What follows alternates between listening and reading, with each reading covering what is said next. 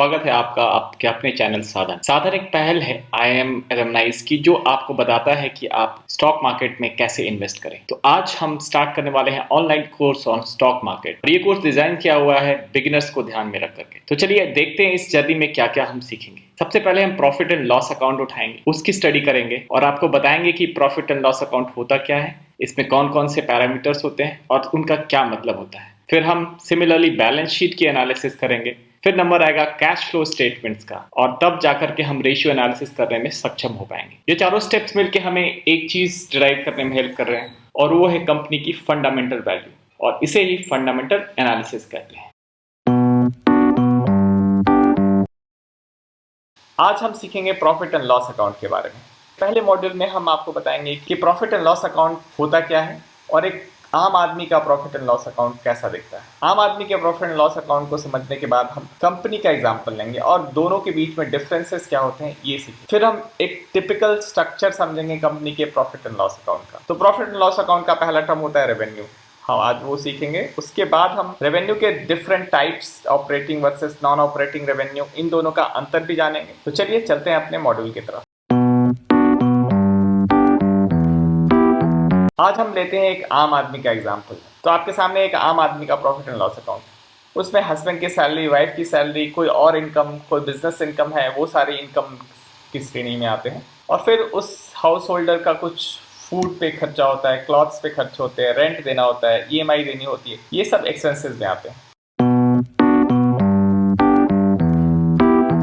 उसी तरीके से कंपनी का भी प्रॉफिट एंड लॉस अकाउंट होता है। उसमें भी इनकम में इनकम फ्रॉम सेल्स और इनकम फ्रॉम अदर सोर्सेस होते हैं। एक्सपेंस साइड में कंपनी रॉ मटेरियल परचेज करती है, उसके एम्प्लॉय को सैलरी देती है, टैक्सेस देती है, वो सारे एक्सपेंसेस में आ जाते हैं। तो इन दोनों में कॉमन चीज ये है कि total income minus total expense जो नंबर होता है वो निर्धारित करता है कि कंपनी या आम आदमी प्रॉफिटेबल है या नहीं। अगर इनकम से ज्यादा एक्सपेंस है तो वो लॉस मेकिंग कंपनी होती है या लॉस मेकिंग पर्सन हो जाता है।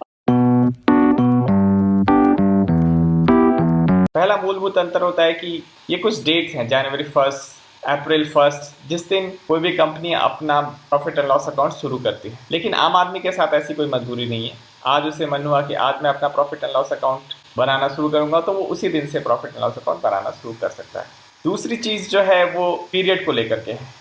कंपनी को अपना एक वार्षिक खाता बनाना होता है, जबकि आम आदमी किसी भी पीरियड का खाता बना सकता है। जनरली आम आदमी 1 महीने का या 3 महीने का खाता बनाता है या 1 साल का खाता बनाता है, लेकिन एक कंपनी को एनुअल खाता बनाना ही होता है। सपोज करें आपने एक कंप्यूटर खरीदा, शायद अपने पढ़ने के लिए या अपने बच्चे के पढ़ने के लिए। अपने प्रॉफिट एंड लॉस अकाउंट में पूरे खर्च को इसी साल में दिखाना होता है, लेकिन कंपनी को एक एडवांटेज होता है कि वो इस खर्चे को आगे के साल तक भी ले जा सकती है। उसे पूरे खर्च को इस साल में दिखाने की कोई जरूरत नहीं होती। तो यही होता है तीसरा अंतर जो आम आदमी और कंपनी में होता है कि एक आम आदमी अपने खर्च को 1 साल के लिमिट में रखता है, जबकि कंपनी कुछ ऐसी चीजें जो जिनका इस्तेमाल वो आगे के सालों में इनकम जनरेट करने के लिए करने वाली है, उनके खर्चे को डिस्ट्रीब्यूट कर सकती है। जैसे कंप्यूटर का एग्जांपल ले तो कंप्यूटर 5 साल की अगर एवरेज लाइफ है उसकी, तो वो अगर 50,000 का कंप्यूटर है तो 10-10 हज़ार करके वो आगे के 5 सालों में उस खर्चे को डिस्ट्रीब्यूट कर सकता है। तो कंपनी को ऐसा करने से एक फायदा होता है कि वो उस साल के खर्च को कम दिखा सकती है।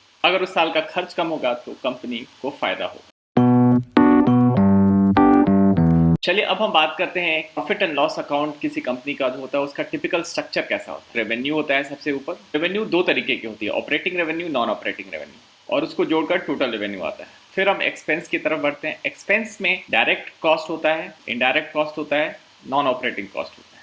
इन तीनों को जोड़कर टोटल एक्सपेंस कैलकुलेट करते हैं। फिर एक एक्सेप्शनल आइटम का लाइन आता है, यानी उस साल में कुछ ऐसे खर्चे जो आउट ऑफ एक्सेप्शन हुए हैं, यानी अपवाद है, तो ये सारे एक्सपेंस का हिस्सा होते हैं। इन सारे टोटल एक्सपेंस और एक्सेप्शनल आइटम, इन दोनों को टोटल रेवेन्यू से डिडक्ट करने के बाद प्रॉफिट बिफोर टैक्स आता है। फिर कंपनी को टैक्स पेमेंट करना होता है। उसके बाद जो शेष बचा हुआ पैसा होता है वो प्रॉफिट कहलाता है। तो ये एक प्रॉफिट एंड लॉस अकाउंट का टिपिकल स्ट्रक्चर होता है किसी कंपनी। दोस्तों, प्रॉफिट एंड लॉस अकाउंट की बेसिक स्ट्रक्चर समझने के बाद जरूरी हो जाता है कि अब हम एक real profit and loss account देखें। तो प्रॉफिट एंड लॉस अकाउंट देखने के 2-3 तरीके होते हैं। Primarily profit and loss account किसी कंपनी द्वारा अपने एनुअल रिपोर्ट में बताया जाता है, लेकिन एनुअल रिपोर्ट एक 200-250 पेज का डॉक्यूमेंट होता है। उससे समझना थोड़ा मुश्किल होगा आपके लिए। तो बिगिनर्स के लिए हम एडवाइस करते हैं कि आप moneycontrol.com पे जाएं और वहाँ से profit and loss statement download करें। ये करने के लिए हमने एक वीडियो बनाया हुआ है, उसका लिंक ऊपर दिया हुआ है, प्लीज़ ये लिंक विजिट करें और सीखें कैसे मनी कंट्रोल से हम एक profit and loss account download करते हैं। ये एक sample profit and loss account है डाबर इंडिया का। डाबर इंडिया में अगर हम अपने टिपिकल स्ट्रक्चर से कंपेयर करें तो जो मनी कंट्रोल पे इनकम लिखा हुआ है वो रेवेन्यू का पार्ट, फिर टोटल ऑपरेटिंग रेवेन्यू को हमने ऑपरेटिंग रेवेन्यू बताया था, और अदर इनकम करके जो हेड होता है वो नॉन ऑपरेटिंग रेवेन्यू कहलाता है। इन सबको जोड़कर टोटल रेवेन्यू बन जाता है। फिर एक्सपेंस साइड में आते हैं। एक्सपेंस पे cost of material consumed, operating and direct expenses और changes in inventory of fixed good, work in progress and stock in trade, ये सब डायरेक्ट कॉस्ट का हिस्सा हो जाते हैं। फिर फाइनेंस कॉस्ट होता है, वो नॉन ऑपरेटिंग कॉस्ट के अंदर आता है। वैसे ही डेप्रिसिएशन एंड अमोर्टाइजेशन भी नॉन ऑपरेटिंग कॉस्ट का हिस्सा बनते हैं। अदर एक्सपेंसेस एक डायरेक्ट कॉस्ट है, और टोटल एक्सपेंसेस में सारे डायरेक्ट, इनडायरेक्ट, नॉन ऑपरेटिंग और ऑपरेटिंग कॉस्ट को जोड़ करके टोटल एक्सपेंस होता है। फिर बारी आती है एक्सेप्शनल आइटम्स की। ये सारे लाइन आइटम्स को रेवेन्यू से डिडक्ट करने के बाद आपको प्रॉफिट बिफोर टैक्स मिल जाता है। फिर हम टोटल टैक्स एक्सपेंसेस जो मनी कंट्रोल पे दिखाया हुआ है उसे ही टैक्स पर्पसेस के लिए यूज़ करते हैं, और उसको डिडक्ट करने के बाद हमें मिलता है प्रॉफिट फॉर द पीरियड। ये एक टिपिकल स्ट्रक्चर है जो moneycontrol.com जो सर्वसुलभ है, वहाँ से आप डाउनलोड करके आप समझ सकते हैं चीज़ों को, और हम आइटम वाइज सारी चीज़ों को अपने वीडियो में डिस्कस करेंगे। चलिए बढ़ते हैं अपने फर्स्ट सेगमेंट की तरफ। रेवेन्यू को टॉप लाइन भी कहते हैं। इसे टॉप लाइन इसलिए कहा जाता है क्योंकि प्रॉफिट एंड लॉस स्टेटमेंट में रेवेन्यू का नंबर सबसे ऊपर दिखता है, और उसी तरीके से प्रॉफिट का नंबर सबसे नीचे आता है। जो सारे एक्सपेंसेस डिडक्ट करने के बाद रेवेन्यू को नीचे प्रॉफिट आता है, इसलिए उसे बॉटम लाइन भी कहते हैं। अब बहुत बार कंफ्यूजन होता है रेवेन्यू और सेल्स में क्या अंतर होता है। तो रेवेन्यू जो है वो कंपनी द्वारा बनाया हुआ पूरा धन होता है, यानी टोटल इनकम जो पूरे साल में कंपनी ने जमा किया है। सेल्स जो होता है वो कंपनी द्वारा प्रोडक्ट या सर्विस बेचकर कमाया हुआ धन होता है, यानी प्रोडक्ट सेलिंग या सर्विस डिलीवरी के बाद जो इनकम होती है उसे सेल्स के अंदर कैटेगराइज कर। रेवेन्यू का फाइनल फॉर्मूला होता है ऑपरेटिंग रेवेन्यू यानी sales plus non operating revenue. Operating revenue यानी इनकम फ्रॉम ऑपरेशन। कोई कंपनी सपोज कार बनाती है, तो कार को बेचने से जो उसे इनकम होता है वो उसके लिए ऑपरेटिंग रेवेन्यू हो जाता है। किसी प्रोडक्ट कंपनी जैसे कार मैन्युफैक्चरर के लिए number of car sold into sales price जो उसकी प्रोडक्ट कंपनी की ऑपरेटिंग रेवेन्यू को दिखलाता है। वैसे किसी सर्विस कंपनी के लिए नंबर ऑफ सर्विसेज ऑफर्ड को सेल्स प्राइस से मल्टीप्लाई करके हम उस सर्विस कंपनी की रेवेन्यू का पता कर सकते हैं। अब ये एग्जांपल हम लेते हैं एक मैन्युफैक्चरिंग कंपनी, प्रोडक्ट कंपनी जैसे टाटा मोटर्स है। टाटा मोटर्स की ऑपरेटिंग रेवेन्यू होगी number of cars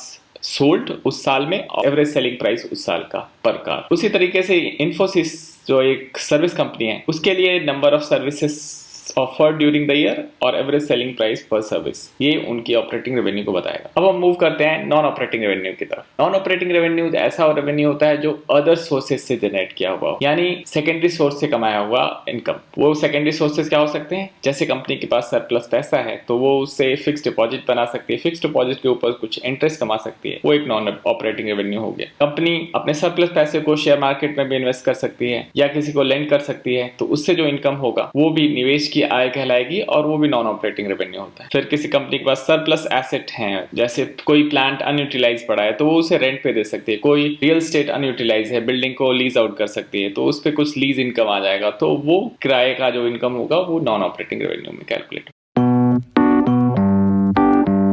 operating revenue जो होता है वो एक कार के चार पहिए की तरह होता है, जो जिसके भरोसे वो गाड़ी चलती है। नॉन ऑपरेटिंग रेवेन्यू एक स्टेपनी की तरह होता है, जो जरूरत पड़ने पे काम आता है। अच्छी कार खरीदने जाते हो तो आप स्टेपनी नहीं देखते, वैसे ही जब कोई इन्वेस्टर किसी कंपनी में इन्वेस्ट करता है तो वो सिर्फ ऑपरेटिंग रेवेन्यू पे फोकस करता है। अब चलिए चलते हैं रेवेन्यू के कैलकुलेशन की तरफ। हमने एग्जांपल में डाबर इंडिया का profit and loss statement download किया। कोई भी कंपनी अपना प्रोडक्ट सेल करती है तो उसके साथ उसे एक्साइज ड्यूटी और जीएसटी वगैरह भी कलेक्ट करके फिर गवर्नमेंट को पे आउट करना होता है। तो ऐसा प्राइस जिसमें कि जीएसटी इंक्लूडेड है वो एक ग्रॉस सेल्स कहलाता है, और ग्रॉस से हम एक्साइज या फिर जीएसटी वैट वगैरह डिडक्ट करके नेट ऑपरेटिंग रेवेन्यू तक पहुंचते हैं। यहाँ पे वही किया हमने, रेवेन्यू फ्रॉम ऑपरेशंस 8437 है, उसमें हमने 18 करोड़ का नंबर जो कि excise, service tax, other levies है वो डिडक्ट कर दिया, नेट ऑपरेटिंग रेवेन्यू मिल गया। यही हुआ net net revenue from operation. अब टोटल रेवेन्यू की तरफ बढ़ते हैं तो total revenue is total operating revenue plus non operating revenue. यहाँ पे non operating revenue other income के फॉर्म में है 296 करोड़। तो टोटल रेवेन्यू का कैलकुलेशन 8419 प्लस 296 यानी कि 881। तो दोस्तों किसी कंपनी के में इन्वेस्ट करने से पहले प्रॉफिट एंड लॉस अकाउंट में सबसे पहले टॉप लाइन देखनी चाहिए। टॉप लाइन एक बढ़ता हुआ नंबर होना चाहिए, उसे पिछले साल से कंपेयर करें और अगर ग्रोथ है तो आप उस कंपनी में इन्वेस्ट करें। अगर टॉप लाइन कुछ पिछले सालों से फ्लैट है, कमो बेस 3, 4, 5, 6% की ग्रोथ है, तो ऐसी कंपनी में आप इन्वेस्ट करने से पहले दोबारा सोचें, क्या आप अपना पैसा ऐसी कंपनी को देना चाहते हैं जो 5% से अपना टॉप लाइन ग्रो कर रही है। तो वो कंपनी जो खुद 5% से ग्रो कर रही है वो आपका पैसा 10% से कैसे ग्रो करे, ये एक सोचने वाली बात है। तो रेवेन्यू से हमें बस इतना जानना चाहिए कि रेवेन्यू एक ग्रोइंग नंबर हो जो कमो बेस 10-15% से ग्रो कर रहा हो, तो ऐसी कंपनी में इन्वेस्ट करने का फायदा। सबसे पहले हमने सीखा कि एक कंपनी आमतौर पर 1 जनवरी या 1 अप्रैल से प्रॉफिट एंड लॉस अकाउंट शुरू करती है। दूसरी बात जो नोटिस करने वाली है कि रेवेन्यू ग्रोथ जो होता है कंपनी की, वो प्राइमरीली प्रोडक्शन से डिपेंड नहीं होता है, बल्कि रेवेन्यू का मेन ड्राइवर सेल्स होता है। रेवेन्यू किसी साल में प्रोड्यूस किए हुए नंबर ऑफ यूनिट पे डिपेंडेंट नहीं होती, बल्कि बेचे हुए यूनिट का फंक्शन होती है। यानी अगर प्रोडक्शन कम भी हुआ हो और सेल्स ज्यादा हो तो रेवेन्यू का नंबर एक अच्छा नंबर। इतनी समझ होने के बाद आपके मन में एक सवाल आता होगा कि रेवेन्यू तो समझ में आ गया, लेकिन एक अच्छा स्टॉक कैसे ढूंढें? तो एक अच्छा स्टॉक ढूंढने के लिए रेवेन्यू पे भी फोकस करना बहुत जरूरी होता है और एक अच्छे स्टॉक्स की रेवेन्यू लगातार बढ़ती हुई होनी चाहिए। एक शुरुआती इन्वेस्टर को चाहिए कि हम एक ऐसी कंपनी में ही इन्वेस्ट करें जिसकी टॉप लाइन कुछ इस तरह से बढ़ती हुई हो। फिर चौथी चीज़ जो हमने सीखी वो है कि अगर किसी कंपनी की नॉन ऑपरेटिंग रेवेन्यू प्रॉफिट में 25% से ज़्यादा कंट्रीब्यूट कर रही है तो ऐसी कंपनी को हम फंडामेंटली एनालाइज नहीं कर सकते और ऐसी एनालिसिस का कोई सही निष्कर्ष नहीं निकलता है।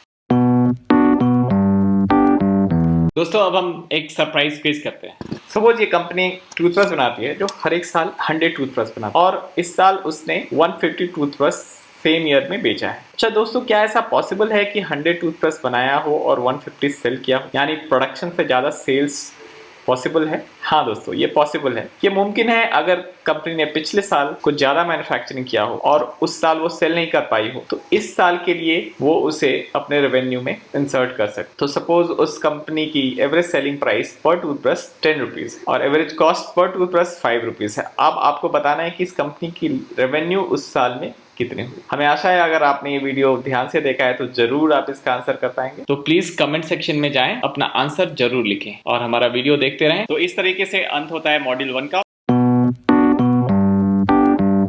मॉड्यूल 2 का फोकस होगा कॉस्ट और मार्जिन्स। तो कॉस्ट और मार्जिन अगर आपको अभी तक समझ में नहीं आया तो जरूर हमारा अगला मॉड्यूल देखें और उसके साथ हम प्रॉफिट एंड लॉस को तीसरे मॉड्यूल में कंप्लीट कर देंगे। आशा है आपको हमारा ये वीडियो पसंद आया होगा। अगर आपको ये वीडियो पसंद आया तो प्लीज़ सब्सक्राइब करें, क्योंकि हम स्टॉक मार्केट के बेसिक सूत्र को आपके सामने प्रस्तुत करने वाले हैं, इसलिए प्लीज़ सब्सक्राइब।